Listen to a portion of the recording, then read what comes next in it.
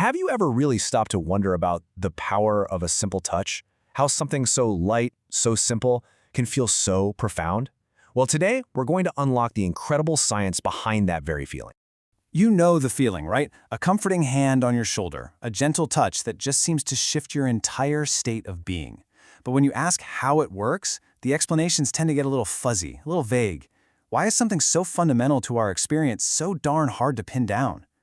And right here, this is where the problem really starts. You see, a lot of experts in touch therapies will walk you through these incredibly detailed anatomical charts, talking about bones and nerves and fascia, but the second you ask them to connect all that anatomy to the actual mechanism, what's happening in that moment of touch, that's when they get flustered.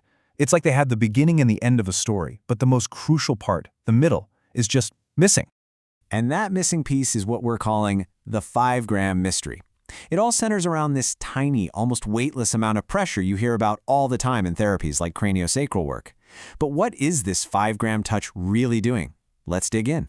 I mean, think about it for a second. 5 grams is the weight of a single nickel. It's nowhere near enough to move a bone or physically push tissue around.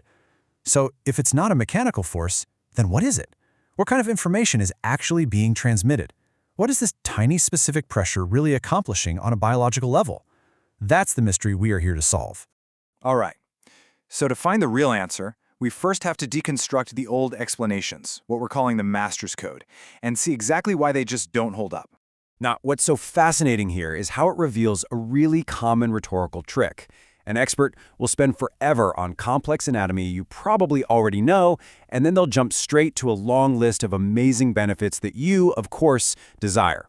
It looks and sounds impressive, but they've completely skipped over the most important part, the mechanism.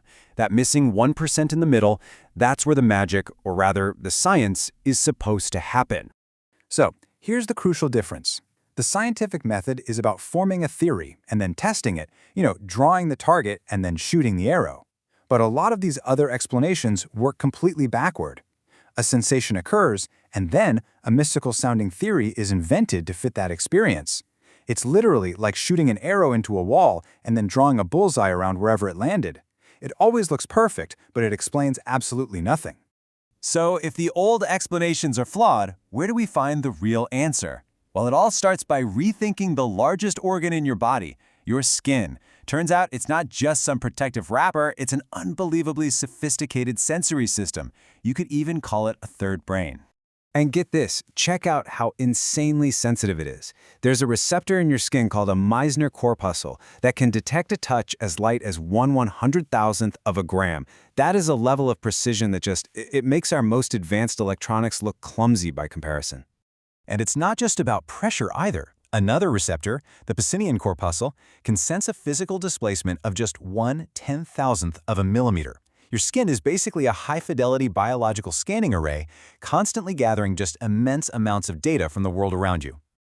Okay, so with this new lens, we can finally start to translate all that old, mystical language into cold, hard biology. So when someone talks about energy flow, what's really happening is the stimulation of C-tactile fibers.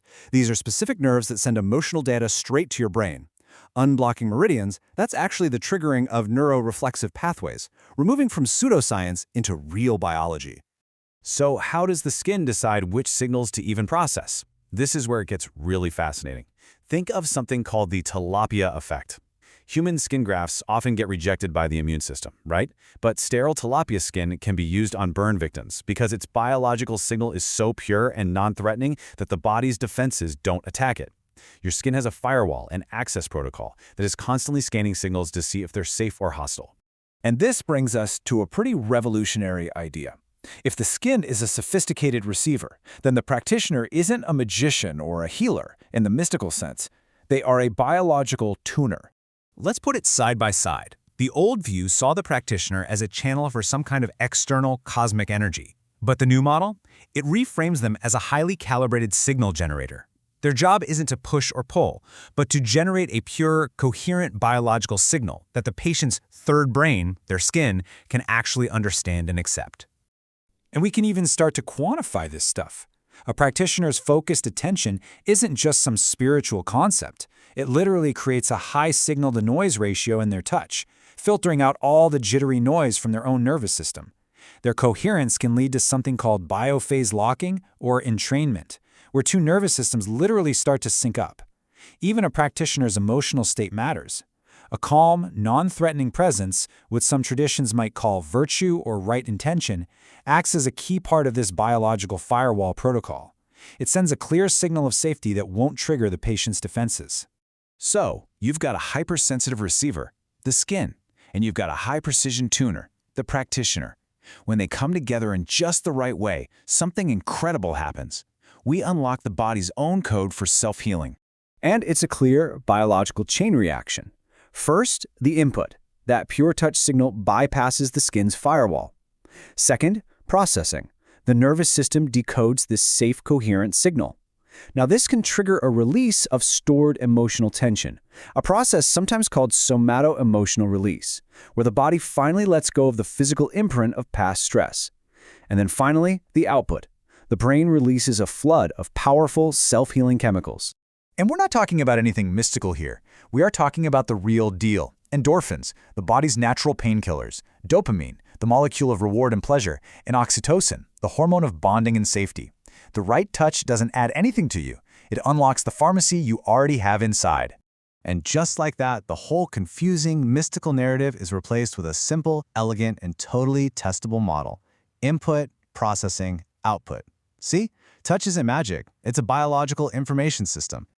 Understanding this model doesn't just solve an old mystery. It opens up a whole new vision for the future of healing, a future that is fundamentally high touch. And this brings us right back to where we started. That mysterious 5 grams of pressure, it was never about force, was it? It was always about information. It's not a physical push, it's a high-dimensional biological code. Think of it like a password that grants access to your body's deepest operating system. And this really is the new paradigm. We must have the rigor to deconstruct the mechanism like a scientist to really understand the biology of signal and reception. And at the exact same time, we have to have the sensitivity and awareness to complete the touch like an artist, delivering that signal with perfect coherence and intention.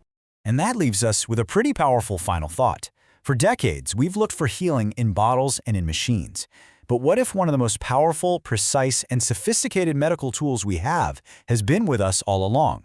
Is it possible the next great revolution in medicine isn't in a pill, but is sitting right at our fingertips?